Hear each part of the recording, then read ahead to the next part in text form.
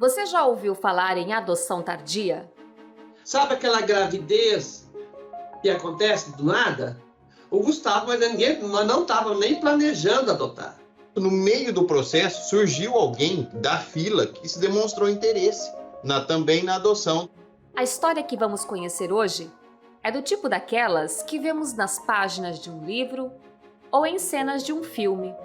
Mas nada do que falaremos aqui é ficção. Esta é uma história real, que fala de amor, perseverança e superação. Fique com a gente. Este é o Vozes do MPMT.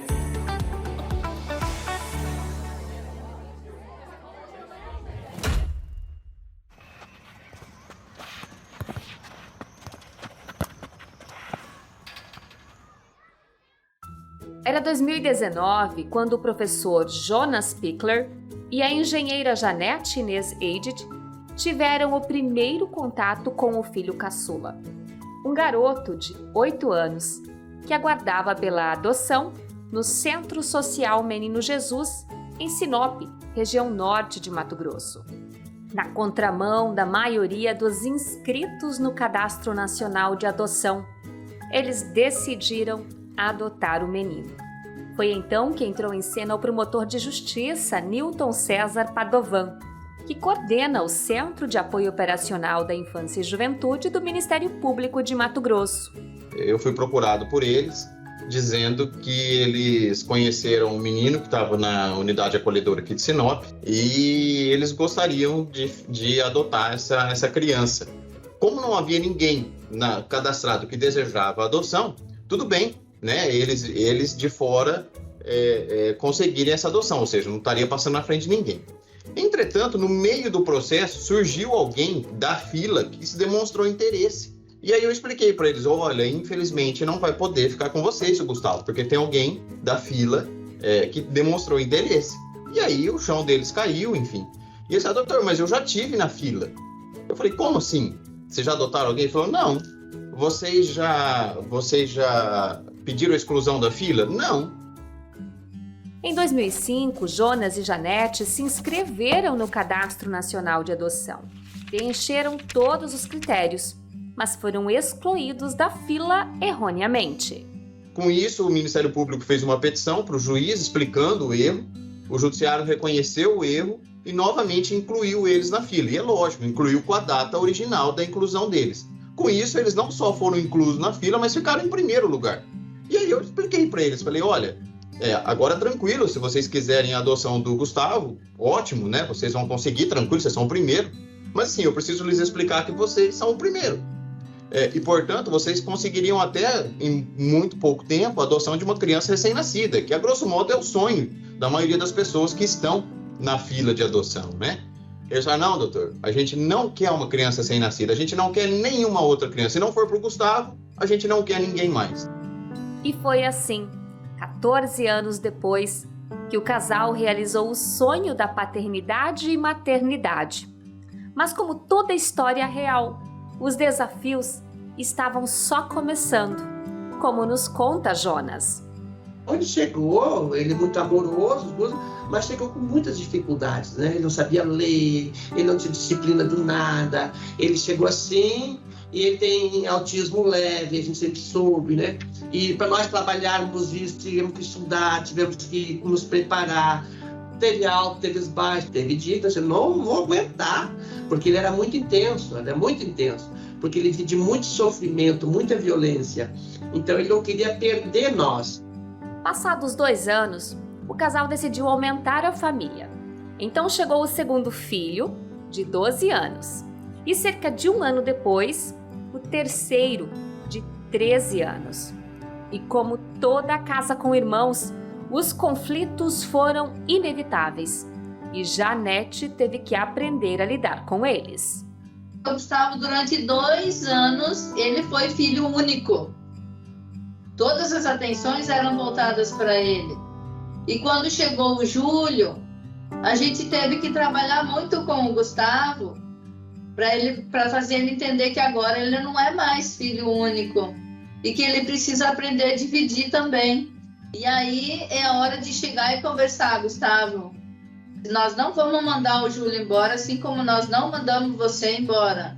Jamais. Então se acostume com o Júlio, porque ele é seu irmão. E a mesma coisa quando chegou o Alessandro. A gente conversou muito com o Gustavo e com o Júlio, explicando para eles também que a necessidade agora é de dividir por 3.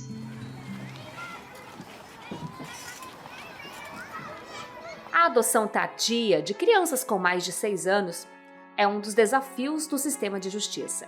No Cadastro Nacional, existem cerca de 4.180 meninos e meninas que aguardam um novo lar, a maioria com mais de 6 anos.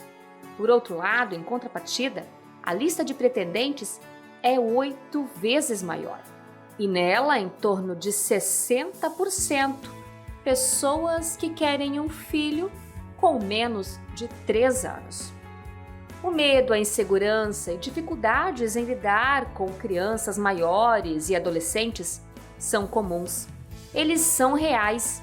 Jonas e Janete enfrentaram todos eles. Afinal, não existe um manual para ser pai e mãe. O pessoal pergunta para o Jonas, e como é que é a adoção? Como é que é a criança? O problema não é o adotado, é o adotante.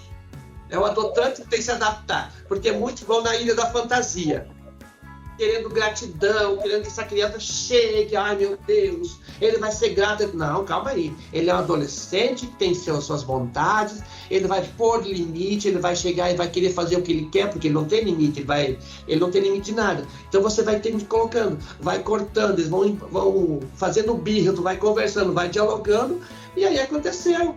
Adoção não é comercial de margarina e nem ilha da fantasia. Adoção é coisa séria, adoção é assim, você tem que sair do teu comodismo, baixar teu orgulho, teu egoísmo e entrar na adoção. E aí a coisa flui. Eu observei, assim, enquanto mãe, né, de primeira viagem, especialmente com o Gustavo, é que eles vêm testando a gente, justamente por causa disso. E o maior teste que eles fazem com a gente é para ver se a gente realmente tá querendo ficar com eles. E esse teste, ele não é diário, ele é o tempo todo.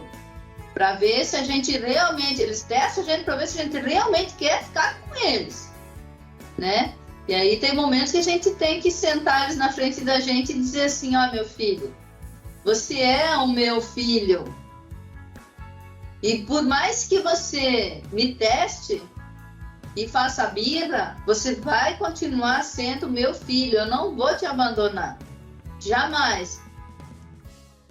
Eu conversei com Jonas e Janete em uma videochamada. E neste bate-papo, perguntei o que eles diriam àquelas pessoas que têm o desejo de adotar, mas temem pelo passado das crianças. Tem que abrir a porta do coração e da razão. E estudar, gente. Vai adotar uma criança de 8 anos, se debulhe estudar aquela idade. Para saber tudo que vem, vai lá, hoje tem o YouTube, vai lá, tem psicólogo, tem ações, e tu vai lá, estuda, daí você erra menos. Entendeu? Porque ser pai não tem um catecismo, uma regra. Ser pai, você vai ser pai. Então cada um diferente. Nós temos 3 filhos, cada um é diferente do outro. É um desafio diário, é um desafio que demanda muito do teu tempo, que eu e o Jonas, antes de nós adotar, nós achávamos que não éramos egoístas. E quando nós trouxemos pessoas para dentro de casa, né, nossos filhos, é que a gente percebeu o quão egoísta ainda somos, né? Agora estamos tentando vencer isso, dividir, aprender a dividir. É uma experiência gratificante. Ela precisa saber que a adoção, ela tem que se preparar para ela, né, para uma adoção tardia. Então, muitas vezes a família, o pai ou a mãe que quer adotar, quer inserir essa criança no seu sistema e não dedicar um tempo para isso, não vai dar certo. Nós temos o exemplo aqui de que a adoção tardia dá certo, que funciona, que é muito recompensadora. E queria colocar o Ministério Público né, como um todo à disposição, o Centro de Apoio Operacional da Infância e Juventude, a Promotoria de Justiça de Sinop, e também até falando aqui em nome do Jonas e da Janete, se alguém tiver interesse, né, de sentir esse desejo da adoção tardia, que entre em contato conosco, para que essas pessoas possam trocar ideias, né, trocarem figurinhas e quem sabe aí dar vazão a esse desejo da adoção tardia. Nós já encerramos com 3 por enquanto, tá? Mas meu coração grita pelos meus outros filhos que estão por aí gritando, sabe? A minha vontade de lá pegar os outros é muito grande. Mas Deus é a razão e a emoção. Mas a emoção está gritando muito alto e a razão segurando, né? Então, eu acho que a Janete está segurando o senhor aí, viu, seu Jonas? Exatamente, sou eu que estou segurando, porque por ele já a casa estava cheia já.